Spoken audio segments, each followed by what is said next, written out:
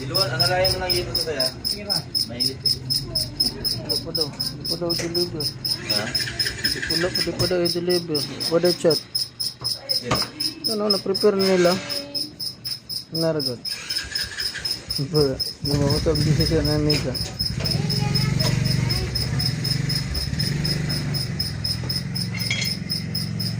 Sino yung may order na salmon?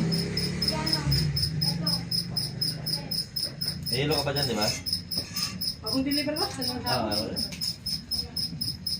Buhos nyo yung sasako dito. Ako na boss. Tulo lang agad. Sakit na yung tail mo. Ha?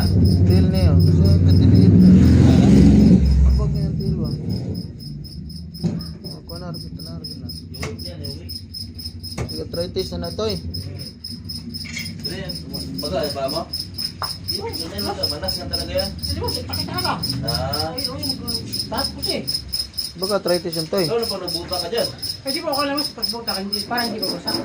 Wala naman, hindi naman. Sa palengke, ang laging basa. Di kaya ako nagbuta sa palengke. Kaya okay lang, hindi kaya nalagyan eh. Mabangag to eh. Kasi well, pan ay tanding na ginagawa Lunes, lubot ka mo. Nakapaa ka kasi. Hindi ba talaga po nakatilinas lalo.